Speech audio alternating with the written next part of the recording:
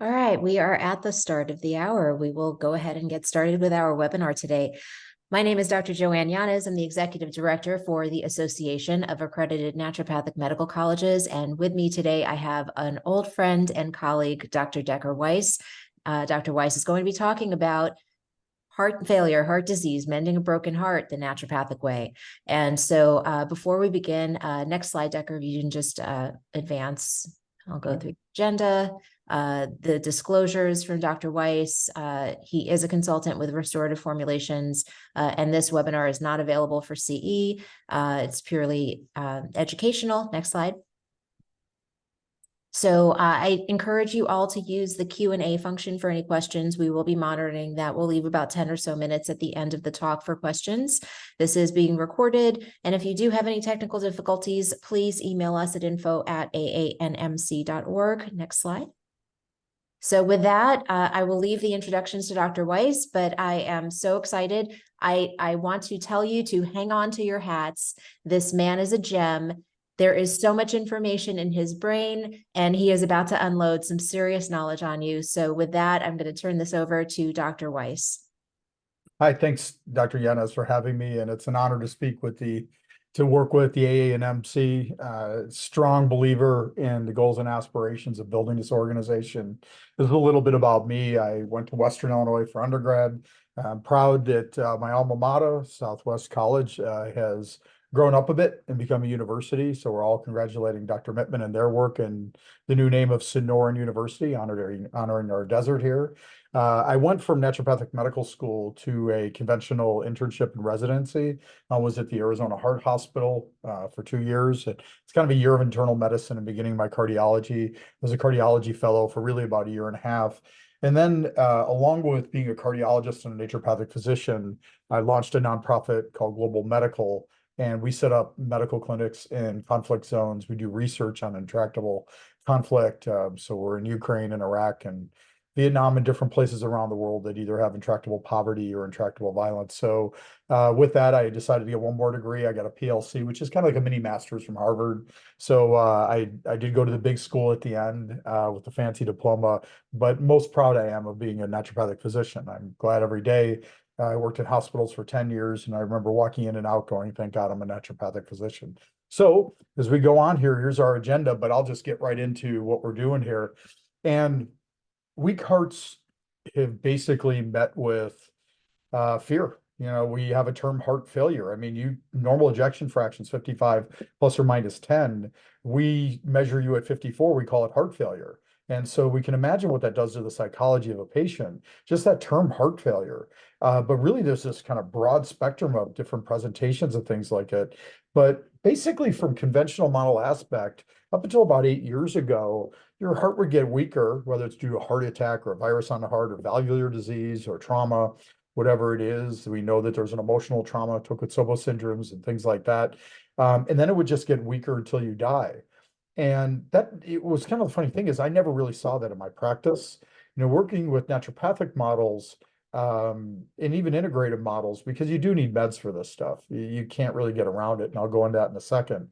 But when we brought in the naturopathic models, I was always able to stabilize patients. I don't know if in my career, I've been doing this 22 years, where I've seen an ejection fraction in a non-valvular disease patient go down. I've been able to stabilize them. But now we have better drugs, better approaches naturopathically, and we even have mechanical devices to help the heart get strong. So we're going to cover a little bit of all of that. But what I want you to understand here is that where we were pessimistic, now there's every reason to be optimistic for patients with weaker hearts. It's very frustrating. I still have patients coming in saying they sent me home to die. I'm like, no, no, no, no, no. We've got lots of things we can do. So in essence, heart failure is just when the heart cannot meet the demand of the body. That's it. We term it with ejection fraction. We'll go into that in a little bit. When we look at the numbers, about half of people diagnosed with heart failure will survive about 5 years, and that's worse than cancer. So this is pretty recent still. I mean, this came out in 2023. And so even with all the conventional drugs, and remember, this is all conventional numbers, right? This doesn't look at what we do. But conventionally, it's still, the numbers aren't getting that much better. But when you combine it in the models that we have, outstanding stuff. 1 in 5 developing heart failure over a lifetime. So real significant stuff here.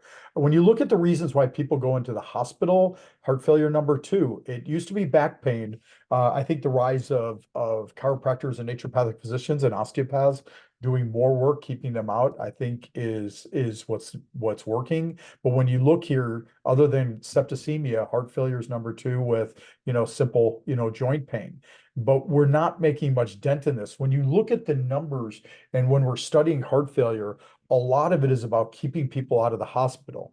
Now, I don't think that this has as much to do with the medications and such, more with good communications with patients. My patients are surprised that I'm with them on weekends, I'm with them at nights, I'm adjusting diuretics on the weekends to keep them out of the hospital.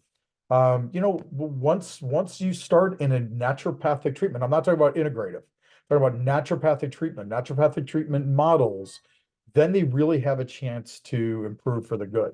So let's look on. When we look at causes, there's a variety of causes, and I'm not going to spend a ton of time. They're hinting on a lot of things. This is a very powerful slide. When you're looking at this, systemic racism.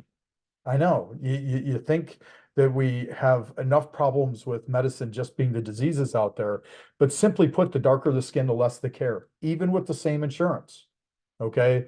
And that's something I'm very proud with in the naturopathic profession, that we haven't seemed to catch that on. Women don't get the same amount of treatment as men. So we're still seeing that stuff in early intervention, whether it's preventing heart damage during a heart attack or whatever, is still very key. When we look here, diabetes, previous heart attack, when you look at the main reasons why people have heart failure, though, it's really heart attacks. People having heart attacks and then having damage to their heart. But when you look at organizational, public policy, individual, interpersonal, community, why is it 1 in 5? This is a tremendously high number. And why is it 1 in 5? And it doesn't matter. It's not like when you have cancer because you grew up near a dump site. This is everybody. So you want to look at this in totality of how they ended up in your offices. But the main reason is heart failure. Second would probably be valvular disease, and third would be viruses on the heart and cardiomyopathy. We break heart failure into 2 main types, systolic and diastolic. We'll even break that into a little bit farther, left-sided and right-sided. Today, we're going to be focusing on the far majority type of heart failure, which is going to be systolic heart failure. However, and this is going to help a lot of folks out there with hypertension that have been just getting confused about what they're seeing in their offices. We really want to break systolic heart failure, and this is going to be the talk here today. This is going to be all systolic heart failure.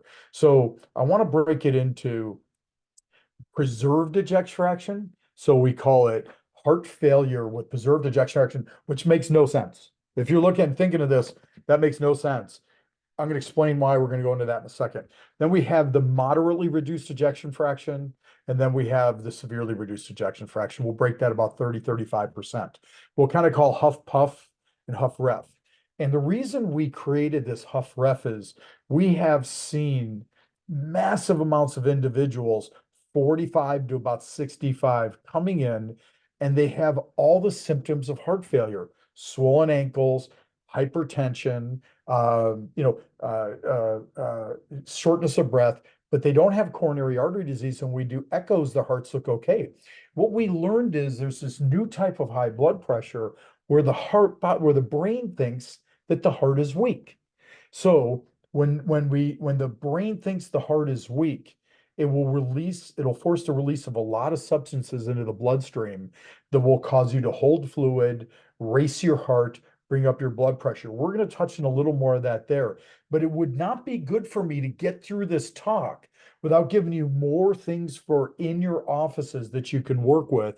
And so if you talk to cardiologists, you're going to know all the lingo. Huff puff, that's heart failure with preserved ejection fraction. Huff ref, heart failure with reduced ejection fraction. There's one other thing that's of note, and that's called Takotsubo, and I'm not sure exactly how to pronounce it. And if you see it here in this GIF, the basal segments of the left ventricle, you see they aren't moving. And you're also seeing that the septum, and not everybody knows their anatomy, but it becomes a little sigmoid shape. This is from grief. When people say, you can grieve yourself to death. When you are having extreme grief or emotion or stress and your heart breaks, this is broken heart syndrome. It is very real. I see it quite often in my office. It can recover as the grief process recovers, but it doesn't necessarily recover. By the way, from my book, this is along with getting them through their grief. I think this is mostly a taurine deficiency. I will put these folks on about 4,000 milligrams of taurine twice a day, and I see quite a bit of improvement along with light athletics and, of course, working on the grief. Let's continue on. What is ejection fraction? Basically, when that ventricle squeezes, whether it's the right or left, a percentage of blood goes out. Okay, so more blood isn't better. So heart ejection fraction is not horsepower. It is more like RPMs. So in this case, it's a nice, good, even squeezing heart. We can see the tricuspid, the three leaflets of the tricuspid on the right heart coming down from that appendage, and we see the left heart with the mitral valve there. You see that aorta going, nice even squeezing. About 55 plus or minus 10% is what we look at for that. In what happens if 90% goes? Well, when too much blood shoots out, that happens when the heart walls are too thick. It can happen in response to too much blood pressure over time. Then the heart doesn't feed. So when the heart squeezes or systole, the body feeds. When the heart relaxes, the heart feeds. So yeah, about 35 to 40% of all the blood will be taken by the heart. So you don't want too much squeezing out. It exists in balance. Now, I'm not going to be doing a ton of cardiac physiology here, but this is when we get really nerdy, when we really dig in, we start to go with these equations and the different modeling here. Okay, so if you see here, we have the cardiac output, this equation, stroke volume. If you remember, we probably had to do most of these in our training days, right? Ejection fraction, this is how we calculate it and things like that, pulse pressures and so on. So these are all the different things we use in addition to just ejection fraction when we're looking at those numbers. Okay. And I don't know why I'm not getting through here. Let's see. Okay, sorry about that. So we'll take those numbers and we need to simplify it. With the lead categorization of heart failure comes from the NYHA. And if you look at an NYHA patient, no symptoms, this is a class 1, no symptoms, normal physical activity. NYHA class 4, severe symptoms. So we'll label these things in there. Now, ejection fraction fits in here. I don't label anybody past class 2 with the norm with more than a 35% ejection fraction. But if you know, it really goes more by symptoms, and that's good. People will go on disability. People will need medicines. People will need that. And the NYHA classification comes in a lot of the business side of cardiology. So those are the basic classifications. And you may see in charts NYHA class 4 or 3. Okay, now this is something that I want you to know about because this is where our puffers, heart failure preserved ejection fraction, come in with our heart refers, heart failure with reduced ejection fraction. I'm going to drive you a little crazy today, but you're going to see this in your office.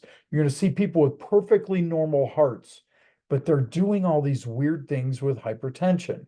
So basically, when the heart's weak, the heart will remodel and the brain will start to adapt. Okay.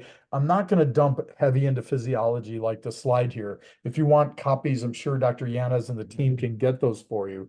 But basically, the brain panics and it tells the body to hold aldosterone, and that's why we will hold our fluid.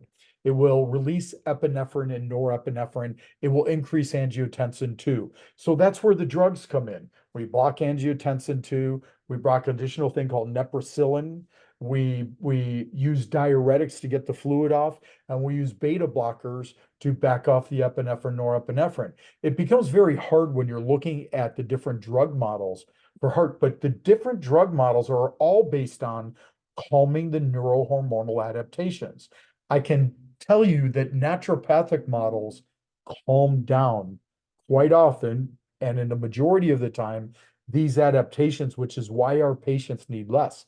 You're probably looking around at each other going, my patients aren't on any of those medicines and they have lower ejection fractions. Is because the herbalism, the mind body work, the homeopathy, the adjustments, whatever you're doing, the model we have will tell the brain, hey, cool off.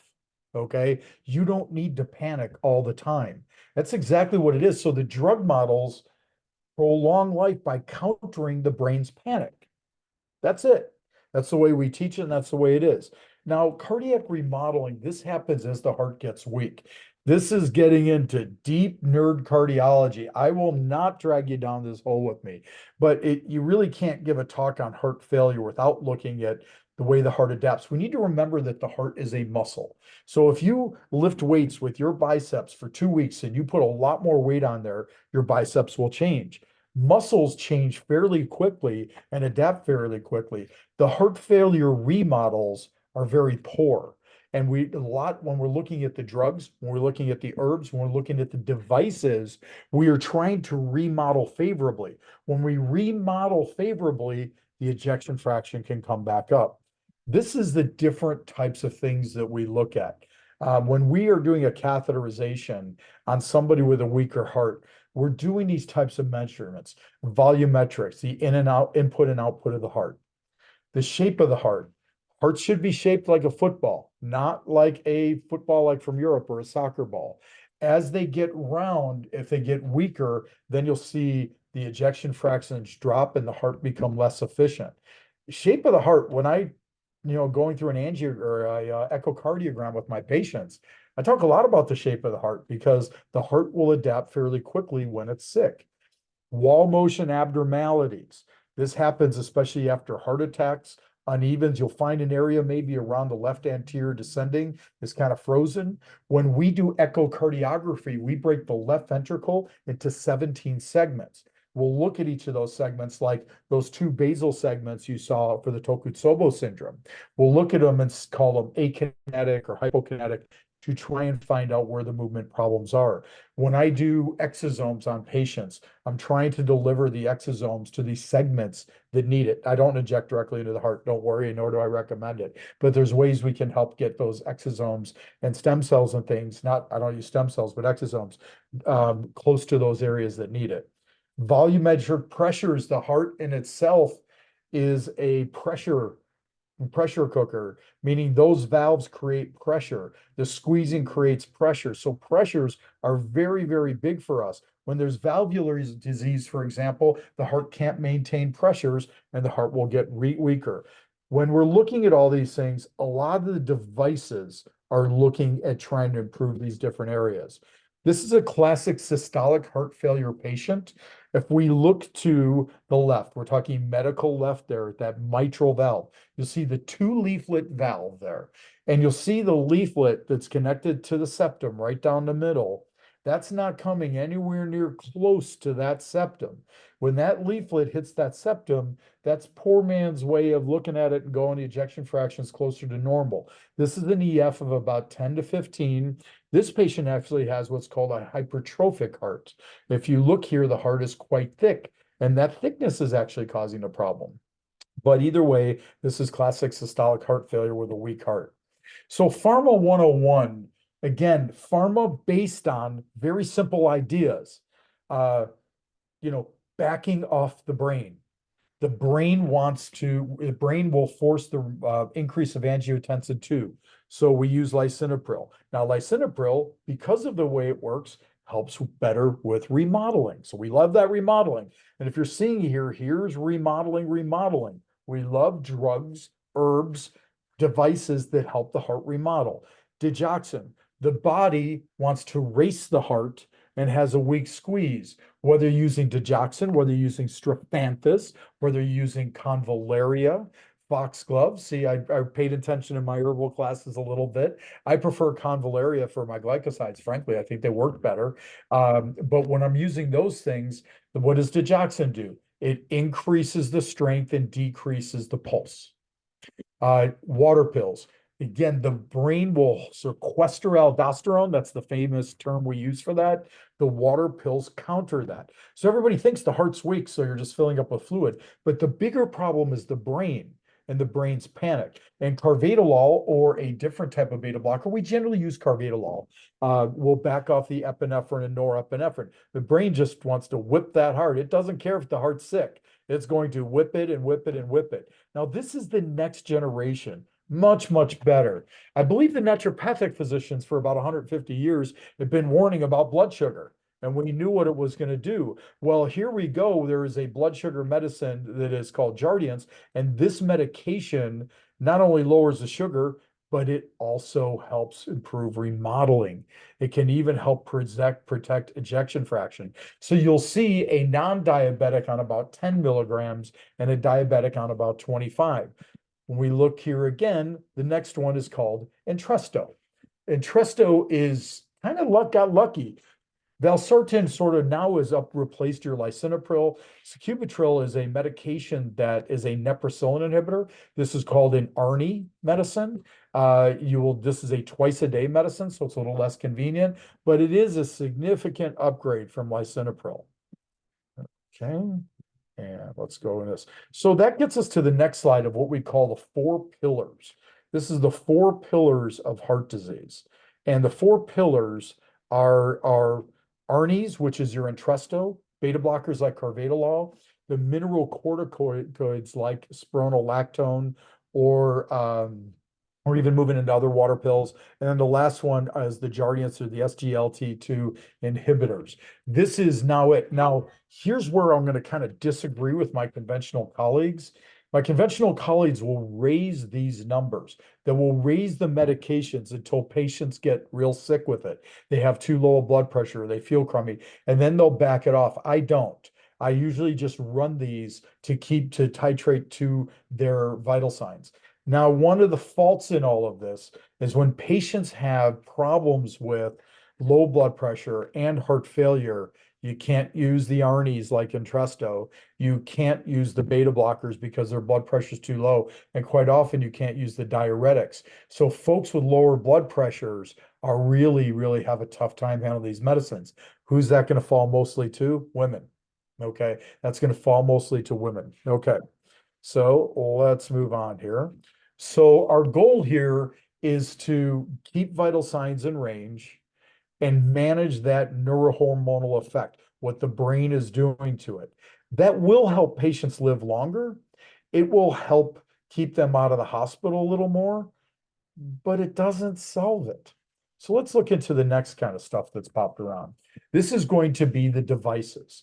There's 3 devices that are out now. Baroreceptor activation therapy. This is a device that goes in the carotid artery, kind of tricks the heart into exercising. Remember our baroreceptors, right? Then there's an intra-atrial shunt device. We don't use a lot of that. Phrenic nerve stimulation, but these are kind of a little less commonly used. The most ones that we use are the implantable defibrillators. In essence, when ejection fractions drop below 35%, what happens is your risk of what we call sudden cardiac death, ventricular arrhythmia, goes up very high. So the implantable defibrillator is a fire department in your chest. The newer ones will either pace, and then they'll also do a resync. So the problem with a AICD device is it doesn't help you unless you're trying to die. So we developed with extra leads. It's a 3-lead device, left ventricle, right ventricle, then outside the left atrium. And what it does is it tries to get the heart to squeeze normally. The heart doesn't just get a shock and squeeze like pacemakers do. The heart has a specific mechanical way that it likes to squeeze. CRTs are trying to get the heart to beat naturally again. So over time, the remodeling works better. It is improved instead of just going downhill. Really early still, even though they've been around 7-8 years, but I really like the CRTs, and I do not, when I use pacers, I will always have a CRT addition to my pacer for any leaded pacers that we'll put in. The last one is the one I'm really excited about, or this one, we'll go through Barostim a little bit, and that's a CCM device. This basically exercises the heart. It goes in through the right heart. It puts 3 leads on the septum, and then that septum gets exercised at different times. Hearts don't change quickly. They don't recover quickly. They change their cells over about every 7 to 10 years. Part of it is that heart failure patients have a very difficult time exercising and getting their heart rate up. So what this does is it specifically puts leads on and it exercises your heart.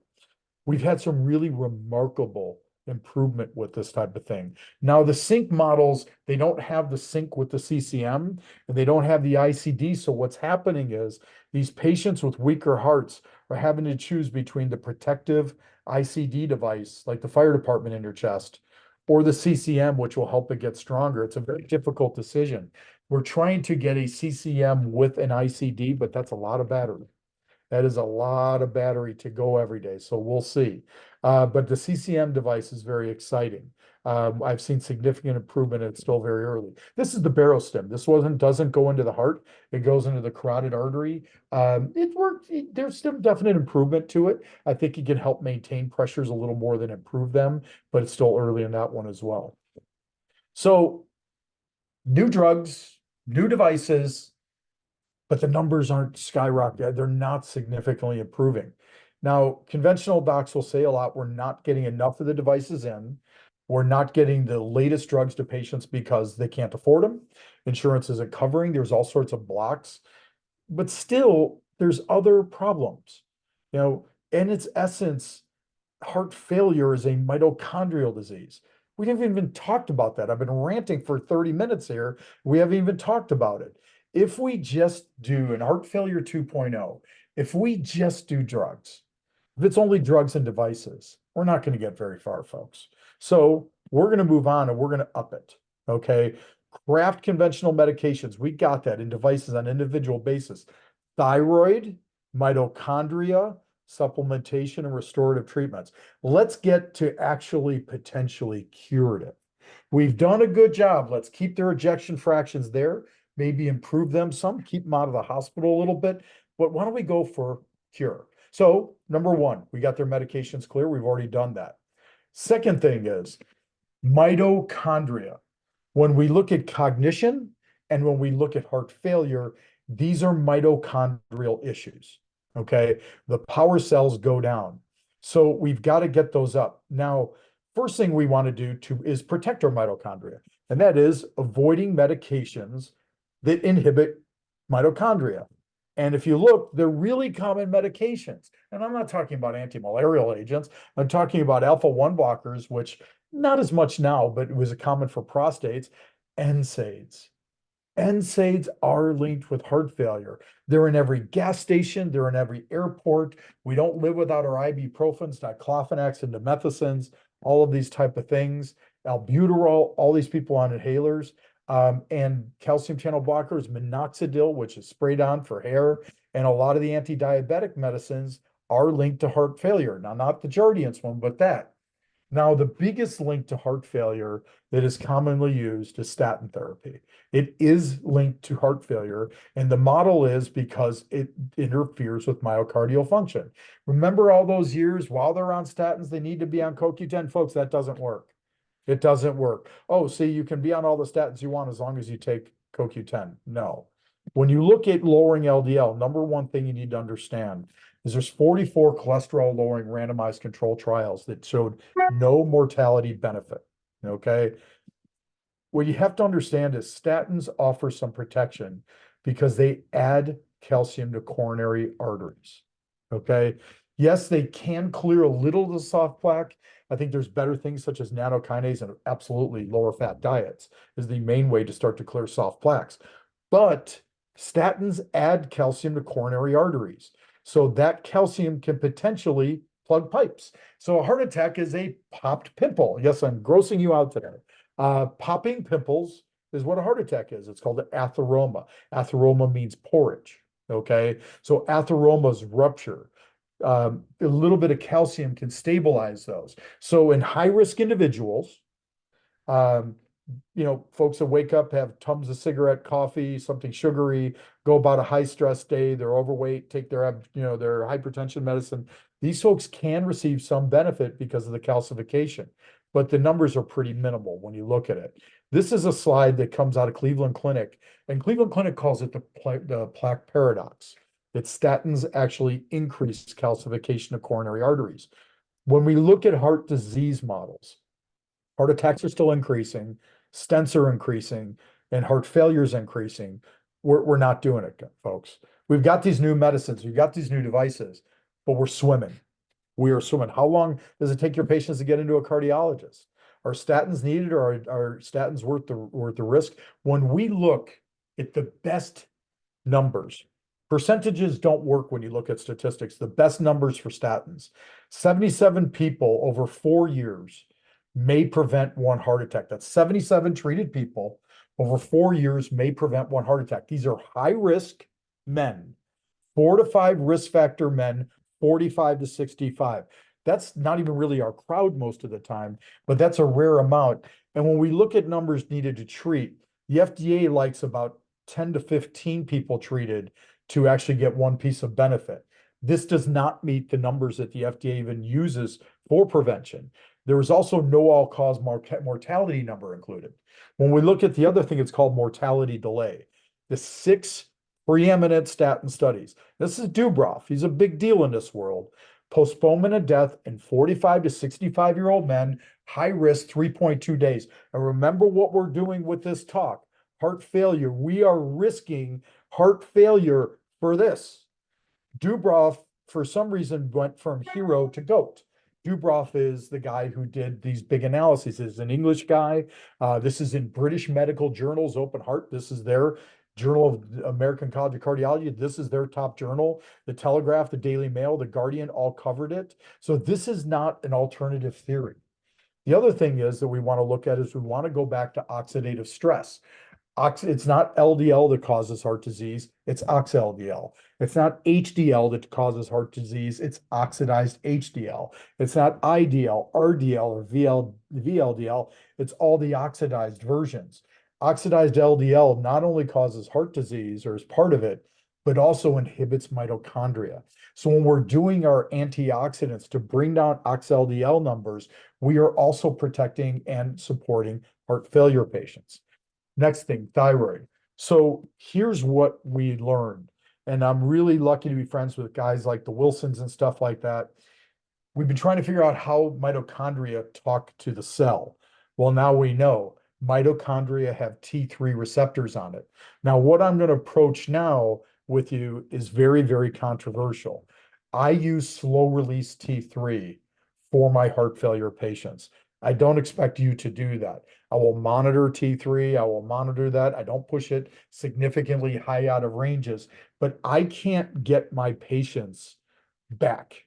I can't get their heart failure back. I can't strengthen their heart, and I can't do this. I do the same thing with cognition. Cognition is also, look, statins don't just lay down calcium in the heart because heart failure, they cause the cognition problems. Why? Because they lay down calcium in the brain too.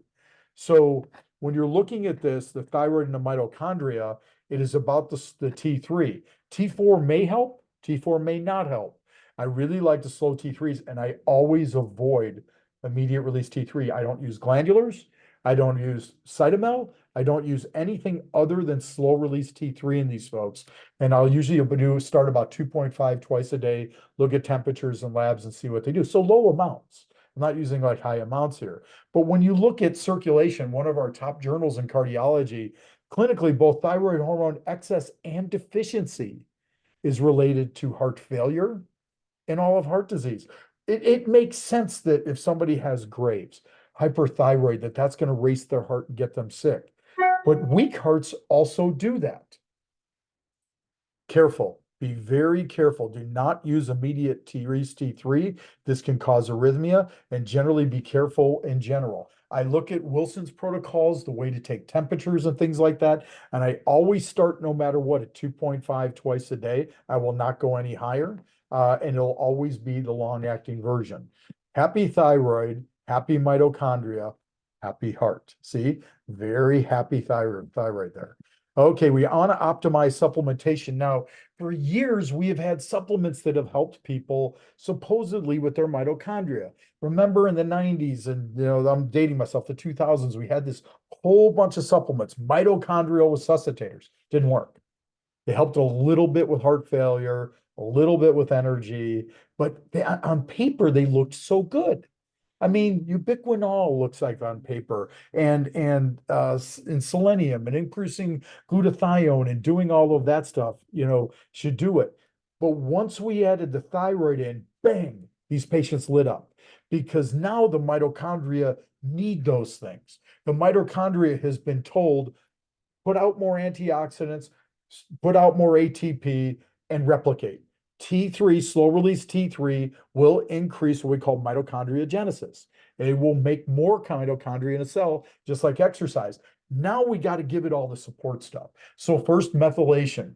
Simply put, homocysteines have to be 6 to 8. They cannot be higher when you're trying to do that. That's how I guide my patients with it. I don't have it that much in here. Methylation, thiamine, everybody here in this talk is going to know about methylation, but I like it as far as my clinical goal between 6 and 8. Mineral support. When we look, magnesium, it's not sexy. Zinc, selenium, molybdenum, all in studies are related to or deficiency can exacerbate heart failure. Kind of makes sense. We're seeing selenium that's going to both support thyroid. It's also going to support antioxidants, antivirals, and things like that, but also help production of glutathione. Magnesium makes sense. Molybdenum makes sense because it's in methylation pathways and so on. PQQ is neat stuff. It's not a fly-by-night supplement. It works again by calcium overload. You see a lot in the remodeling with heart failure of calcification. And that's why statins just work the wrong direction because it's literally moving calcium in the wrong direction. PQQ can prevent that calcium overload. I do not use calcium supplements. I will use herbals. I will use algae to try and get calcium into patients when I do it, but I specifically avoid them in heart failure as well. So PQQ is some pretty neat stuff. I think it absolutely belongs in treatment. When we look at ubiquinol, I will generally put these folks on 200 milligrams in the morning and at noon. Methylation, obviously, you probably want it more in the morning than later. But when you look, ubiquinol came up in circulation. This isn't new. This is 7 years ago that we were reporting on ubiquinol. So I don't know why my conventional colleagues still don't even look at methylation or ubiquinol, but these things are there. But what is the key to the ubiquinol? Thyroid. None of this gets really working without thyroid. Here's your botanicals, motherwort. Pretty much every naturopath that's going to lecture to you is going to know more about herbals than I do. I know formulas. And so when we look here, motherwort may help protect the heart muscle through mitochondria. We love the mitochondrial models. Antioxidant activity shown to attenuate the production of ROSs and mitochondria. So this will also support getting the ox-LDL down. Botanical support such as hawthorn. Hawthorn fits in everything. It just does, from decreasing symptoms of heart failure, as well as even improving left ventricular output. Lemon balm comes in here to help fix palpitations, calm. Part of heart failure is that our heart is in a constant state of panic. We are in fight or flight mode. Lemon balm really helps counter that and do it. If you remember about 20 minutes ago, I talked about that neurohormonal effect, the one we're using all the drugs for, to back that down. These are the herbals that help back that down, that help calm the brain and the system so you don't need as much. Cactus grandiflorus, it's tough to get sometimes. I'll use this separately in tincture now, and as far as just formulas, but it's going to be tough to get. It really belongs in heart failure protocols. It's a sad thing that we're having a hard time getting it. It's mostly out of Hawaii, a lot of the areas that were affected by the fires. We lost some nice croplands for cactus there. Glycosides, you want to use glycosides in systolic heart failure only. I will not use this with patients with normal ejection fractions. So our heart failure with where they have a good heart failure with, oh God, I'm losing my tongue. Preserved ejection fractions. My Huff puffers, you don't need this for. This will only fit in on your Huff reffers, heart failure with reduced ejection fraction. So digitalis is the drug, comes from lantana or foxglove. You'll find this in oleander, which we obviously don't use. There's some toxicity to it. But convallaria is a wonderful source of glycosides. And strophanthus, you will see these in there. Now, I know real smart folks, the Cruzels of the world, real smart herbalists, like folks like that. Stansberry's, Boves, these are my, Mount Rushmores here. These folks use apocyanum. I don't know enough about it to really use it well, but they really love apocyanum for a lot of these things. Again, decrease the rate of the heart, increase the squeeze, only in your huff refers. Oxidized HDL or LDL, heart disease and heart failure, really look at adding in a reduction of ox-LDL, preventing that. Now, understanding that what naturopaths do, everything we do reduces oxidative stress, whether it's changing the diet or that, unless you're keto. I'm an extremely anti-keto guy. I'm a cardiologist, so we don't like the all meat diets there. But if you're going on plant-based diets, everything we do will help bring down that ox-LDL. Restorative treatments, stem cells, exosomes. Now, I don't use stem cells. I do use exosomes. When I'm doing everything, I've got their meds right, I've got their supplements right, and they're stuck. And they'll get stuck sometimes about 35, 40%. A lot of times I can get them 10 to 15% up by doing quarterly exosomes the way that I do it. Now, there is a lot of data promoting the use of stem cells and exosomes. When we're looking at stroke numbers dropped, when we look at classes of improvement with stem cells, exosomes, we always, with all these new therapies, is there a there? Is there really something to it, or is it just one of these expensive therapies? Sorry, I fell off my treadmill there for a second. There's a lot of there, but you've got to be you've got to know the companies you use. When I use them, I will do a little bit of a wheel right on the surface of where I want it to drop in, and then I'll use a laser to drop the wheel through the intercostal, through the intercostal space right on top of the heart. So the laser is what drives it in. And then I will do a nebulized inhalation technique, which I've had a lot of success. Whenever I do exosomes, because I don't do stem cells, I want to be very clear. Whenever I do exosomes, I do a localized treatment for where I want it to get better, but I'll always do a systemic treatment. Whether it's nebulized or IV, I'll always do both in each trial. And that's when I've had the most success. These are different journals from heart failures and so on, and more journals. So know your companies. If anybody wants to email me what company you use, I'll be glad to do that. I don't trust about 9 out of 10 companies that have approached me. There's maybe 2 or 3 that I think I trust where the sources are. And they're in the FDA trials. They are approved and all of that kind of stuff, and we can use that. So heart failure 2.0, craft the conventional medications and devices as needed. Again, all that's doing is countering that neurohormonal panic that the brain has from the weak heart, or in the case of heart failure with preserved ejection fraction, it is countering what the brain thinks is a threat, and it's not even a threat. So either one, Entrestos, medicines like that can be used for your patients whose blood pressure is resistant, and you don't know why, because they're huff puffers. Heart failure with preserved ejection fraction.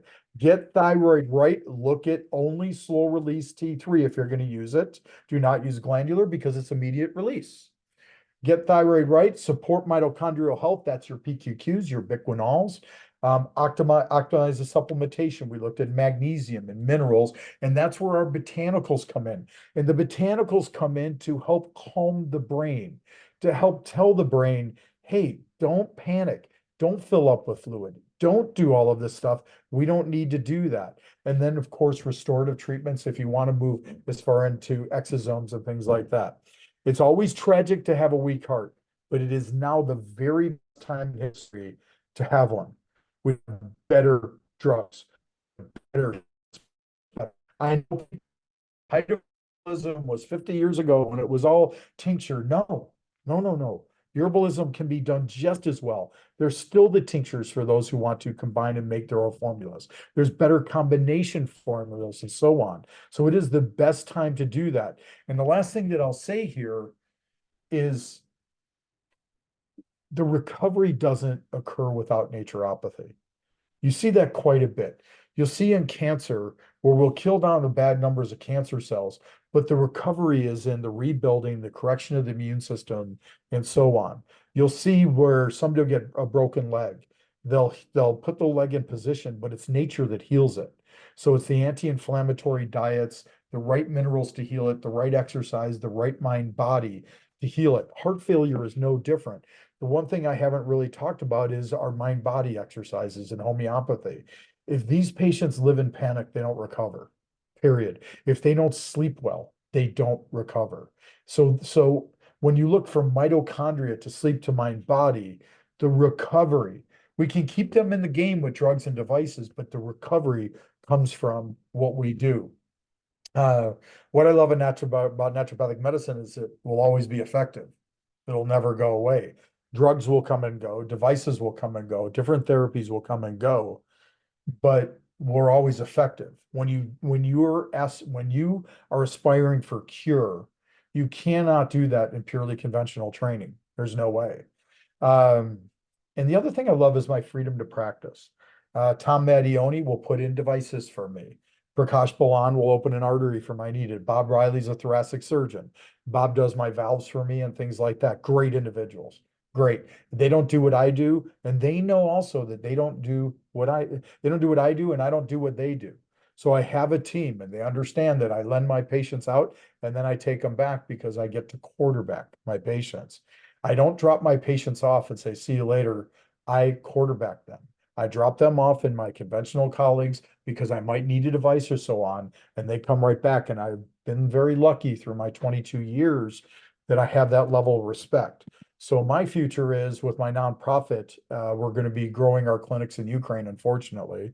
We're going to have to do that. In Senegal, we're looking to expand the amount of orphanages we're working in. They're right now in turmoil with elections. We're also looking to put a foothold in Vietnam. There's this Buddhist nun. She's this fabulous, highly educated lady who decided to take in a couple of kids, and now she's at 350 kids.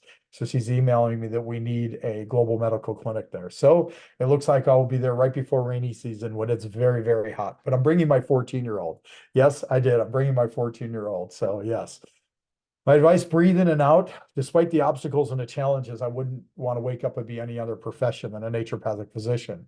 I was accepted to DO school and I was accepted to a surgical program, and I chose naturopathic medicine. At first, my parents didn't understand and my friends didn't understand, but now they're very, very happy with it. I am extremely proud of my choices. I've watched naturopathic medicine grow and flourish. We obviously have a daunting task as we move forward, but it's nice to be on the right side of history and the right side of medicine. And so I'm truly honored still to this day to be called the doctor of naturopathic medicine. And those are my clinic information, and I'll hand it back over to the team. Dr. Weiss, thank you so much. Always really inspiring and chock full of so much good information. We do have some questions that I am going to steer your way. Before I do, just wanted to update the attendees here. We have two upcoming webinars, one where you can find more information about naturopathic school, and another one on detox coming in perfect timing for spring cleaning and so on. So we will go ahead and take some questions now. There are a bunch coming in here. There's a question about plant sterols beneficial for LDL/cholesterol. And if you could keep your responses kind of tight, because we have a few coming in here, so I can get to most of them. So what was the thing that said plant what? Are plant sterols, stanols beneficial for Yeah, cholesterol and LDL? I'm not a sterol fan. I've seen the science. You run all the sterols, you do it. I'm an antioxidant fan. My patients are limited to the amount of stuff that they'll take. So I've never really bought in, nor do I practice using a plant sterol model. Thank you. Is there any difference between ubiquinol and general CoQ10? Yeah, there is. Ubiquinol is basically the active form. The problem with ubiquinol is there's really one company, Kanika, that makes it at a quality level. Most people, regular ubiquinol is just fine for. They'll move it on their own. My patients have a drug burden on their liver, so their cytochromes are taxed. So I use ubiquinol across the board. It's not that much more expensive. So Kanika ubiquinol is what I choose to use because of the drug burden, but most people can tolerate regular CoQ10. Thank you. Stem cells, I thought heart cells don't regenerate. Well, heart cells do regenerate, okay? And it was always a problem. So quickly, when a heart scars after a heart attack, it would scar and that'd be dead.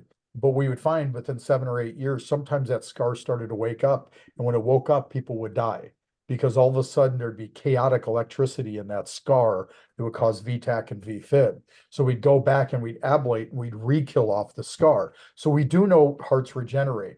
The microRNA in exosomes can tell heart cells that it's now time to regenerate.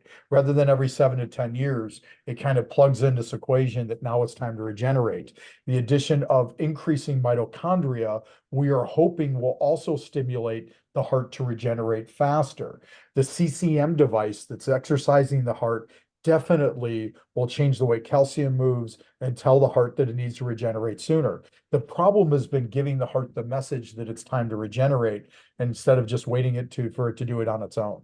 So we've always known the hearts regenerate. We've just never been able to do it in a good way. Now we're starting to do it in a good way. Fabulous. Microvascular angina, how do you help reduce the increased risk of heart disease? Yeah, so for microvascular angina, which is kind of tough to diagnose, you'll kind of catch it when they have chest pain, and you know it's from heart. You'll even get EKG changes, but when you do things like coronary, CTAs, their heart's wide open, their blood vessels are wide open. Conventional docs call it cardiac syndrome X or coronary syndrome X, but we know exists. It'll also be called Prinzmetal's angina. Three things. One is increased nitric oxide, however you want to do it, whether it's tadalafil or arginines or whatever, but you need to increase that. There are some magnesium arginine creams that I like to get to rub on the heart that are readily available. They're not expensive. The second thing is magnesium, both in a cream topically right underneath the left nipple to rub in and also orally to vasodilate. And then the third thing specifically for microvascular, when you look at your herbals, this is your cayennes and your gingers and your warming herbals. Think about a hot pepper making your face red. Cayenne makes hearts red. Okay. And that will open it up. Also, definitely the enzymes. I like the seropeptidase, nattokinase combinations to help open up microvascular stuff. The last thing is castor oil packs. Yep. I went there, Dr. Yanas. Can't get through a talk about a castor oil pack. Castor oil packs underneath that left nipple 20 minutes a day with heat will also help microvascular angina significantly. Thank you. I know you mentioned some diets you don't love.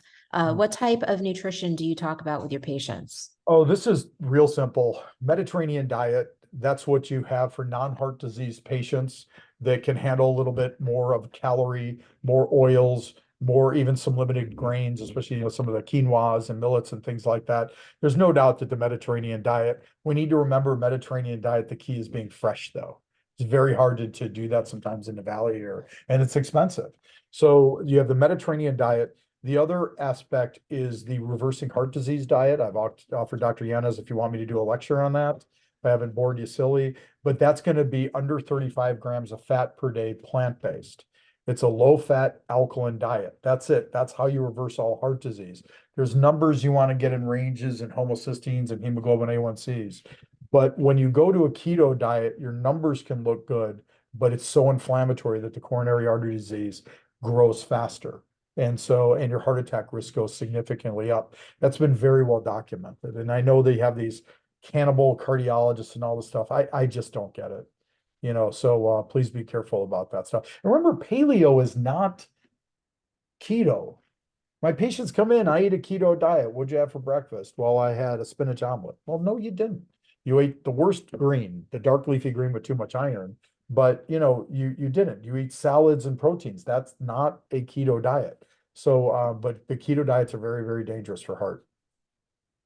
Thank you. A couple questions have come in on preventing symptomatic PVCs.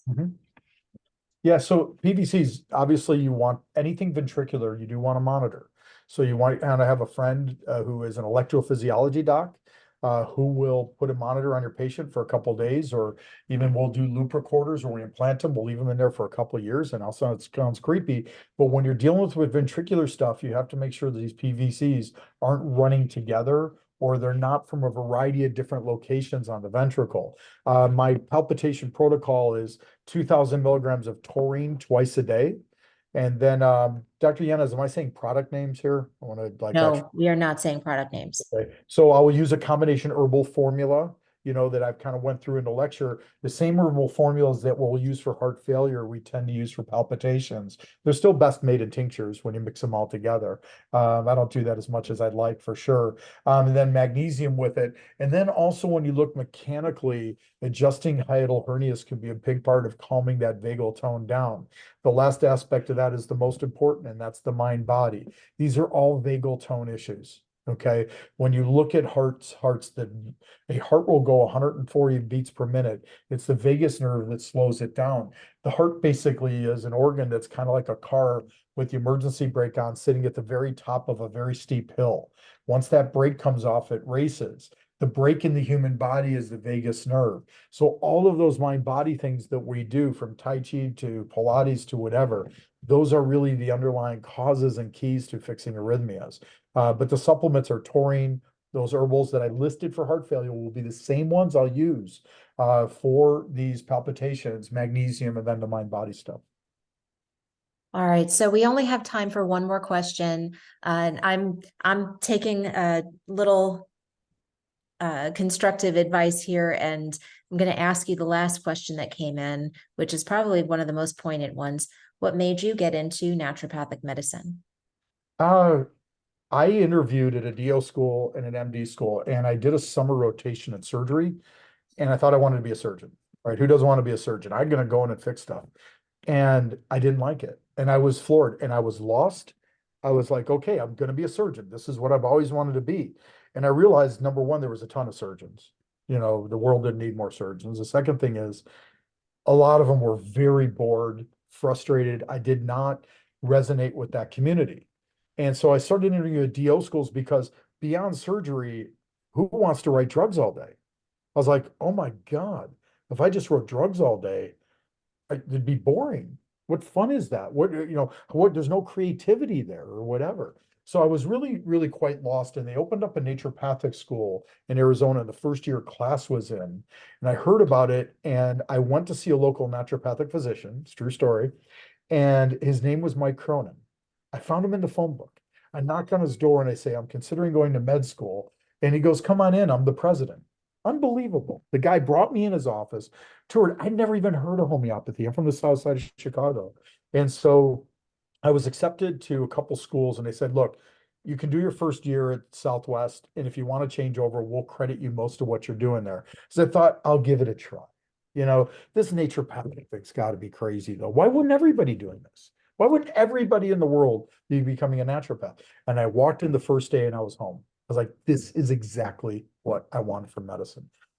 I had classmates that were different ages and different backgrounds and different races and creeds. I had this big, great classroom. The creativity that was coming from the doctors and the education of using herbals for this and drugs for this and all that. I was home and I never left. And so that's what drew me to it through that process. And as lost as I was when I wasn't going to become a surgeon, I was way more found in my own heart. I'd found my home. I found my flock with naturopathic medicine. Well, Dr. Weiss, no better note to end this talk on. From my heart, thank you so much for sharing your time and your passion with everyone here today. And look forward to talking with you at another time about this diet that you've got us all cued into. So thank you again, and very much support your global work. You are just a good human being in addition to a fabulous doctor. So thank you again for sharing your time, and appreciate all of you who have come in to listen to this talk today, and hope we see you at another one in the future.